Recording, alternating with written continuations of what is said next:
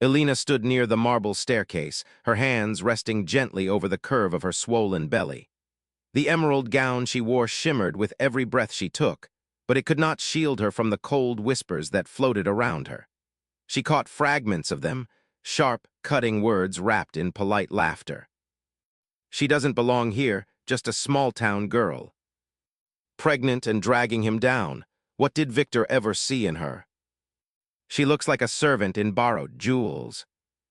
Each word was a dagger, but Elena swallowed her pain. She had been enduring this since the day she married Victor, the man who once swore to love her, but who now used her as nothing more than decoration. She wanted to turn away, to hide, but her pride kept her rooted. If she left, they would think they had broken her. Victor himself was at the center of it all, raising his glass in toast, charming the room with his deep laughter.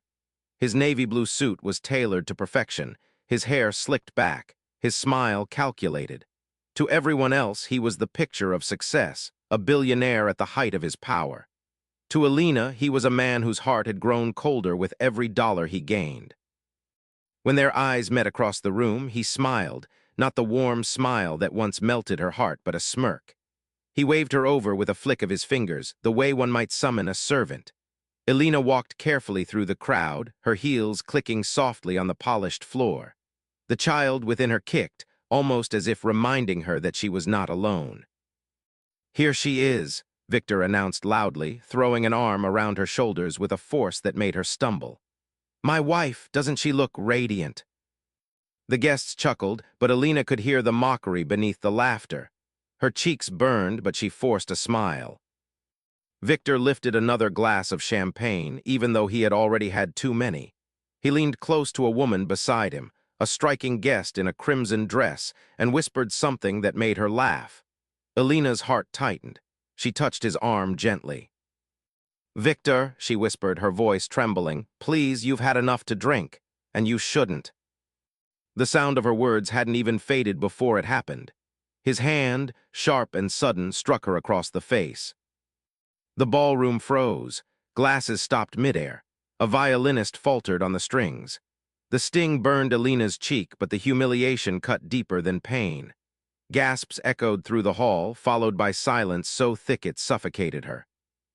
Victor stood tall, unbothered, adjusting his cufflinks as though nothing had happened.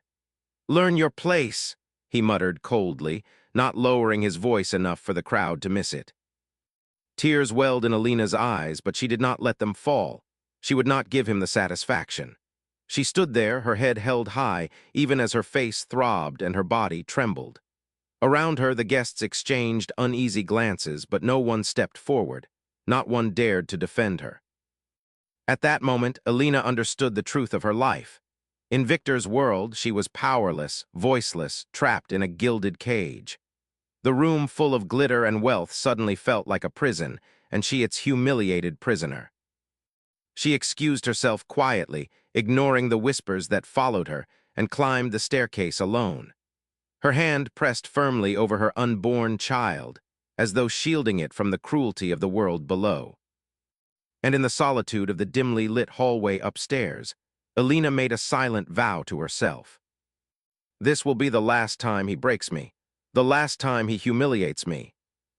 Her eyes, red from unshed tears, hardened with something new, resolve. Elena shut the door of her bedroom and leaned against it, her chest rising and falling in uneven breaths. The muffled sounds of laughter, music, and clinking glasses downstairs only deepened her isolation. She pressed her palm against her cheek where Victor's hand had landed. The sting had dulled, but the shame burned hotter with every heartbeat. She walked slowly toward the vanity mirror and sat down. Her reflection startled her. The carefully styled curls pinned to one side of her head were loosening. Her eyes, rimmed with red, shimmered with unshed tears. She looked tired, older than her 27 years, as if the weight of the child inside her had added decades instead of months. For a moment, she let the tears fall freely. She cupped her swollen belly, whispering to the tiny life within. "Don't worry, my love, I'll protect you, even if no one protects me." The baby kicked faintly in response, and she closed her eyes, clinging to that small comfort. Her mind drifted, unbidden, to the girl she used to be. Years earlier, Elena had lived a quiet life in a small town by the river. She was not rich, but her days had been filled with peace, morning walks, afternoons helping her neighbors, evenings reading her favorite books under a flickering lamp. Her father, a stern but loving man, often reminded her that dignity mattered more than wealth. When she first met Victor, she had believed she was stepping into a fairy tale. He had appeared in her town driving a sleek car, his charm effortless, his smile disarming. He showered her with gifts, dresses she never dreamed of owning, flowers delivered to her doorstep, and promises whispered under the stars. "I'll give you the world, Elena," he had said once, holding her hand as though she were fragile porcelain. "You'll never know pain again." How cruel those words felt now. The fairy tale had withered within months of their marriage. Behind closed doors, Victor's temper showed. He criticized the way she dressed, the way she spoke, even the way she ate. Nothing was ever enough. And yet in public he paraded her like a trophy, proof of his power, his ability to bend others to his will. Pregnancy had only worsened things. Instead of cherishing her, he mocked her appearance, complained about her slowing him down, and flirted openly with other women. Tonight had only been the final blow in a long string of humiliations. Elena rose from the vanity, pacing the room. The moonlight streaming through the tall windows painted her in silver. She felt the faint pressure of folded paper against her skin. Instinctively, she reached into the pocket hidden in the folds of her gown and pulled it out. It was an old envelope, yellowing at the edges. The handwriting on the front was unmistakable, her father's. She had carried it with her since his funeral 2 years ago, but had never opened it. The grief had been too raw, and then life with Victor had consumed her. But tonight, with her heart in pieces, the envelope seemed to call out to her. Her hands trembled as she broke the seal. Inside was a neatly folded letter and a small brass key. She sat back down, unfolding the letter with care. "My dearest Elena," it began. Her breath caught. She could almost hear his voice. "If you are reading this, it means I am no longer there to guide you. You must know a truth I have hidden for many years. I was not the simple man you believed me to be. I protected you from the vultures of this world by concealing the wealth I built quietly. You, my only child, are the heir to everything I own. The key enclosed will open the first door to what is rightfully yours." Elena's hands shook as her eyes raced over the words.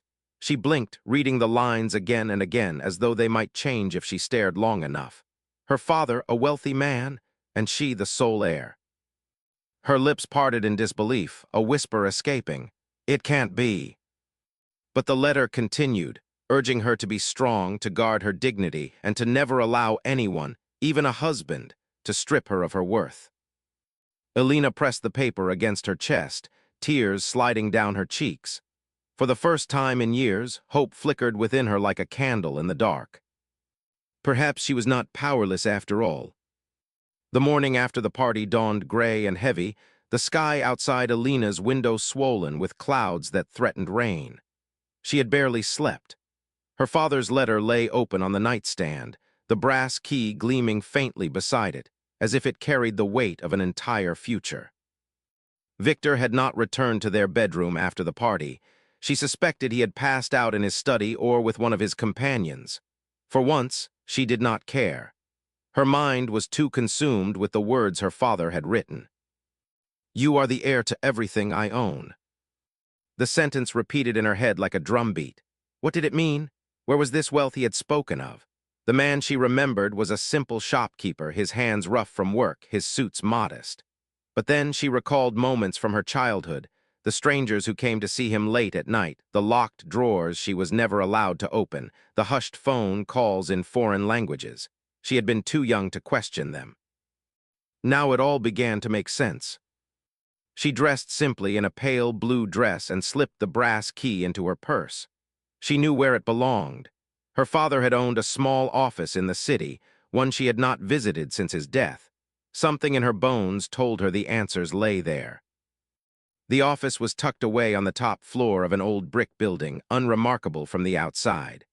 The hallway smelled faintly of dust and polish. She turned the key in the lock and the door creaked open, revealing a room that seemed frozen in time. Her father's desk stood neatly arranged, the leather chair pushed back as though he might return at any moment. Shelves lined the walls, filled with files, ledgers, and books. Her pulse quickened.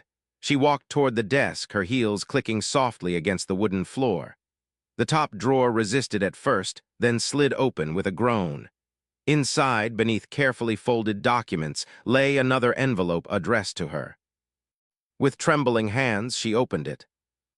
"Alina," it began, "if you are here, then you are ready to know everything." The letter explained that her father had been far more than a shopkeeper. Quietly, without fanfare, he had invested in shipping companies, oil ventures, and properties abroad. He had lived modestly by choice, preferring to protect his only daughter from the greed and dangers that wealth attracted. All of its shares, estates, accounts, and businesses now belonged to her. Trustees and lawyers had been appointed, waiting for her to claim her rightful place. The details were laid out in neat instructions, precise as only her father could write them. Elena's breath caught as she read the final lines. "You are stronger than you know, my child. When the world seeks to break you, remember this truth. You were born not to be stepped upon, but to stand tall.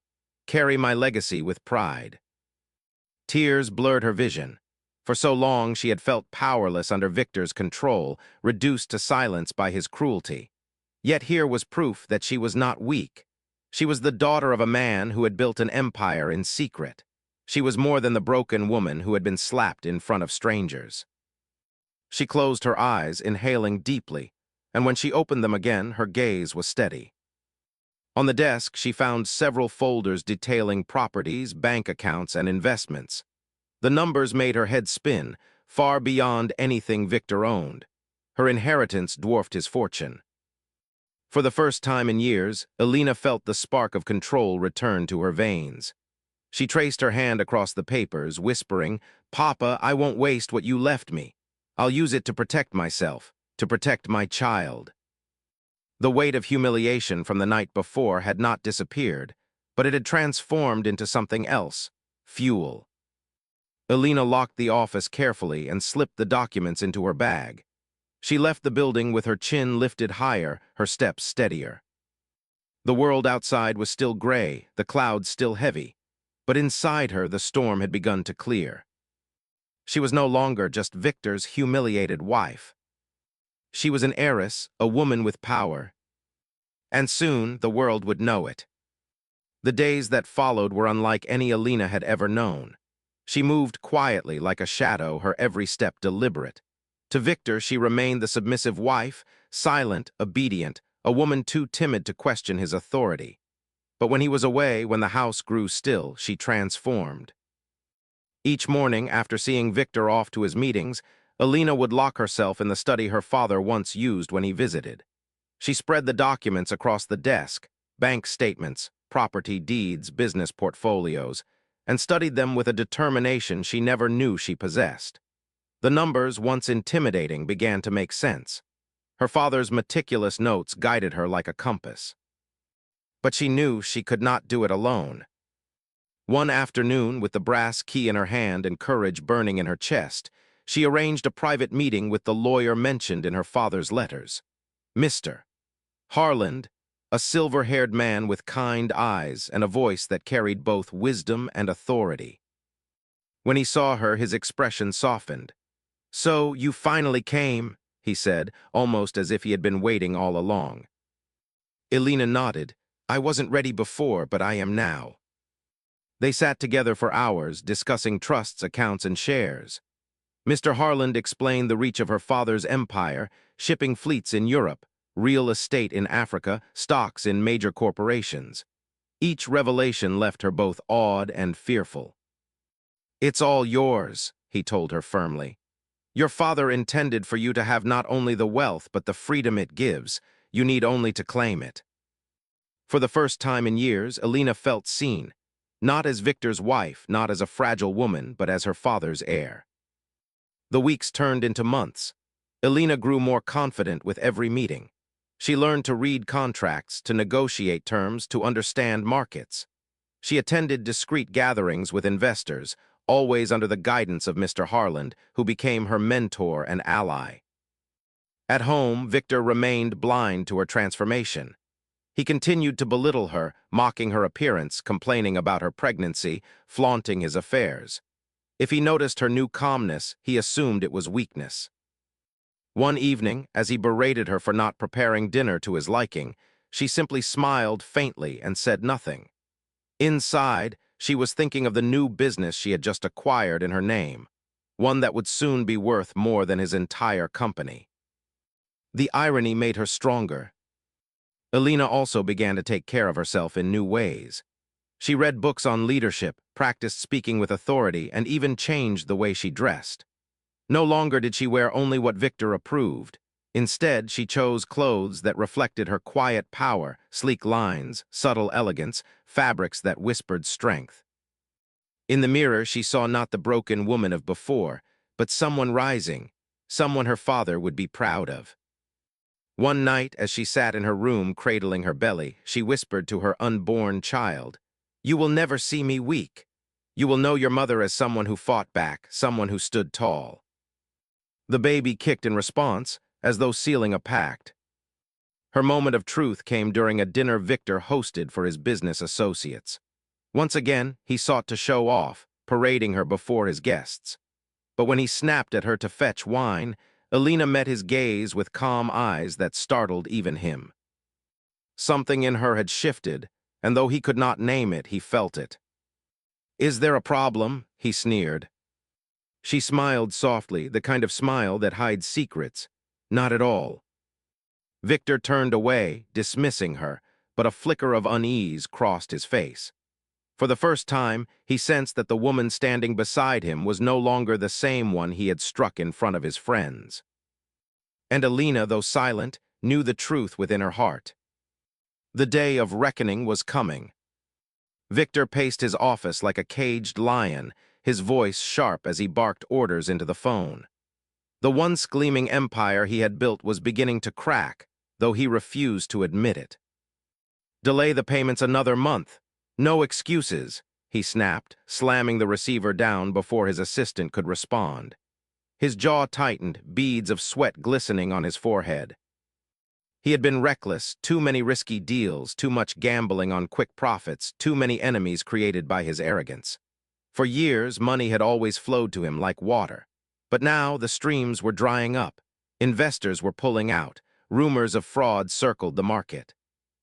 And still, Victor clung to pride.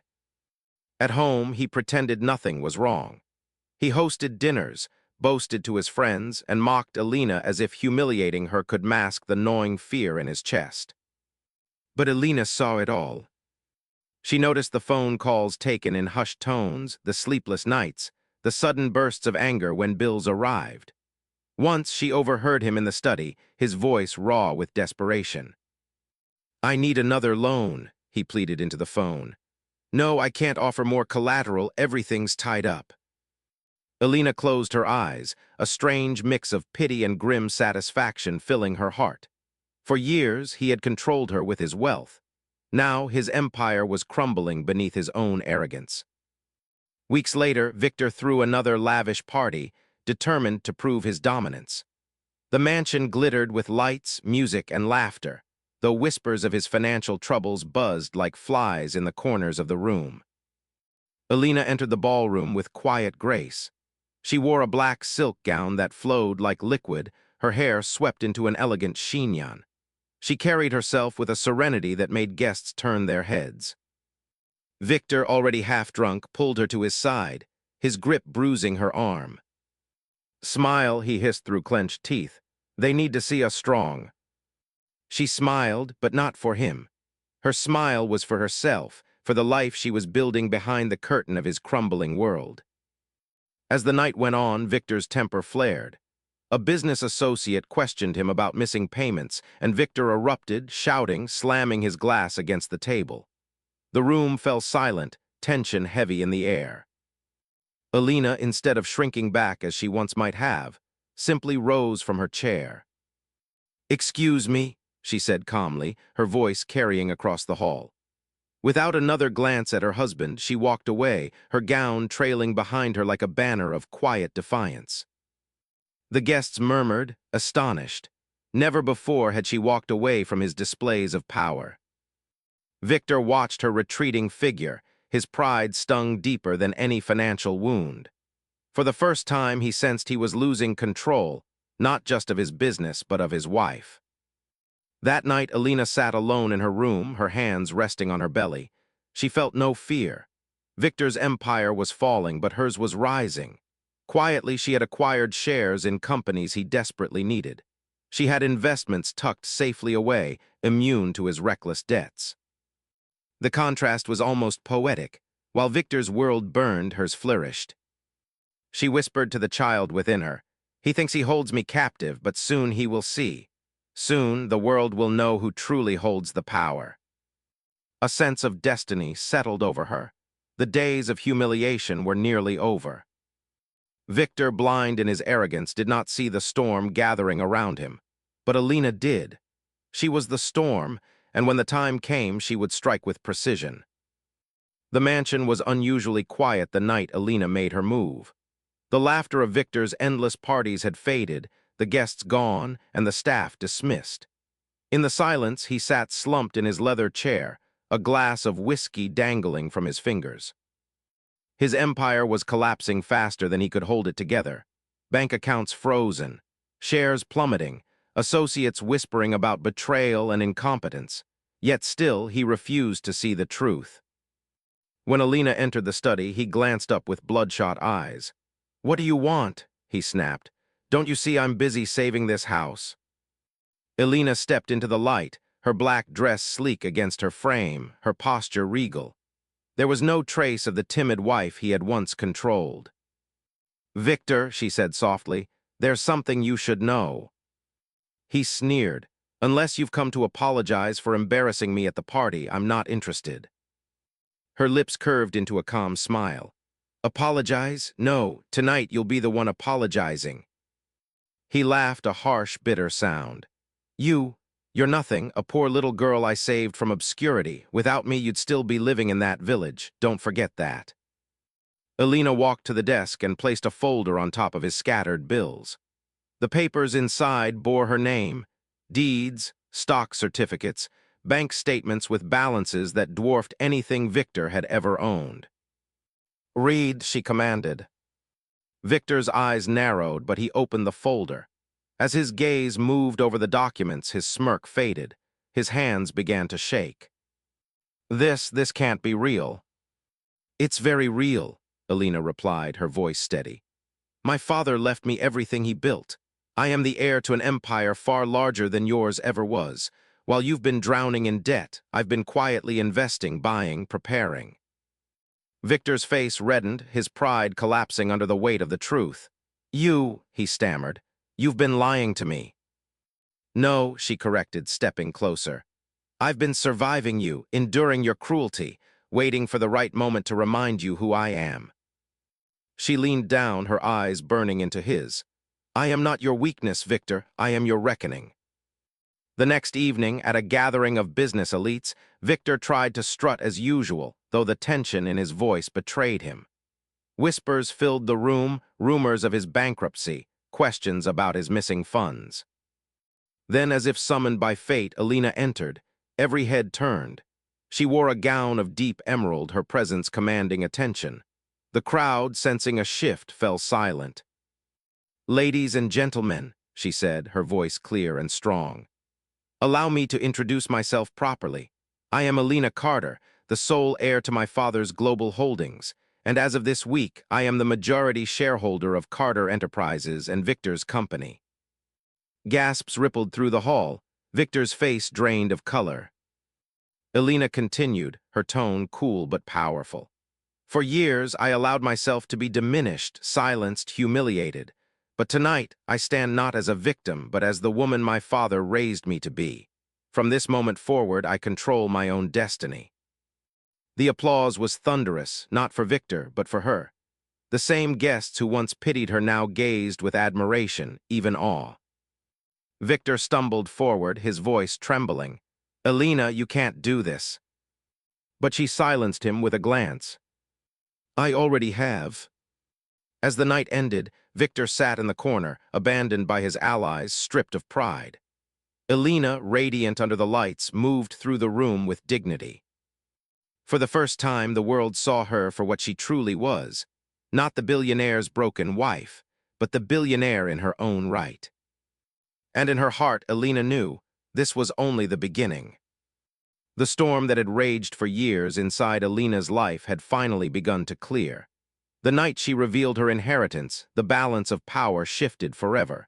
But there was one final step left: justice. Weeks later, the courtroom was packed. Reporters lined the benches, cameras waiting outside the tall oak doors. The case had made headlines across the country. Billionaire wife seeks divorce, accuses husband of abuse and fraud. Victor entered first, his once impeccable suits now ill-fitting on his weary frame. His eyes were hollow, haunted. He scanned the room for sympathy, but found none. His former friends, business partners, even extended family, all had abandoned him. Then Elena walked in. She wore a simple ivory suit, her posture straight, her chin lifted high. At her side walked her lawyer, but Elena hardly needed one. She radiated the strength of a woman who had endured and risen. The judge asked her to testify. As she stood in the witness box, silence fell. "Elena Carter," she began, her voice calm but firm. "For years, I lived under the shadow of a man who believed power came from cruelty. I was humiliated, beaten, silenced. He treated me as an ornament, not a human being. But I endured for my son and for the promise I made myself that one day I would break free." Victor slammed his hand on the table. "Lies," he roared. "She's manipulating you all." The judge silenced him with a stern look. "Mr. Victor, one more outburst and you'll be removed." Elena continued, her eyes never leaving Victor's. "I don't seek vengeance, I seek justice, and I will no longer allow him to have power over me, my child, or my life." The courtroom erupted in whispers. When the verdict came, it was clear. Elena was granted full custody of her son, complete control of her assets, and Victor was ordered to repay millions he had stolen through fraudulent dealings. More importantly, the judge acknowledged the abuse. Victor's empire, built on arrogance and intimidation, was finished. After the hearing, Elena stepped outside. Reporters crowded around, microphones flashing, voices overlapping. "How do you feel, Ms. Carter? What's next for you and your son?" She paused, then spoke with dignity. "I feel free, and my next chapter will be written on my own terms." Her words echoed in every headline the next day. Months passed, and Elena transformed her pain into purpose. She took control of her father's empire, restructuring the company with integrity. She invested in shelters for abused women, education for poor children, and opportunities for struggling families, the very things she had once longed for. Her son Michael flourished. No longer forced to witness his mother's suffering, he grew into a bright, confident boy. One evening, as they walked together through the garden of their new home, he looked up at her and said, "Mommy, you're the strongest person I know." Tears filled her eyes, but this time they were tears of joy. "No, Michael," she whispered, hugging him close. "We're strong together." As Elena rose, Victor fell deeper into ruin. The world that once adored him now mocked him. His estates were sold, his luxury cars repossessed. He wandered from one empty mansion to another, a ghost of the man he had been. One night, paparazzi caught him stumbling alone down a rainy street, drunk and bitter. The caption read, "Former billionaire brought down by his wife's courage." It was a poetic justice. His arrogance had destroyed him, while her resilience had saved her. Nearly a year later, Elena was invited to speak at a global women's empowerment summit. Standing before thousands, she shared her story, not of wealth, but of survival. "Strength," she said, her voice carrying across the hall, "is not measured by how much power you hold over others, but by how much you endure, how much you rise, and how much you build for those who come after you. I was once a prisoner in my own marriage. Today I am free, and I tell every woman here you have that same strength within you." The standing ovation lasted minutes. Elena smiled, not for herself, but for the women who would hear her words and know they were not alone. Later that night, Elena sat on her balcony, watching the sunset paint the sky in shades of gold and crimson. Michael played nearby, his laughter filling the air. For the first time in years, her heart was light. She thought of her father, of the legacy he entrusted to her. She thought of the woman she had been, the broken, frightened wife, and the woman she had become. Elena whispered into the twilight, "We made it." And somewhere deep inside, she knew this wasn't just an ending. It was the beginning of a new story, one of freedom, dignity, and hope.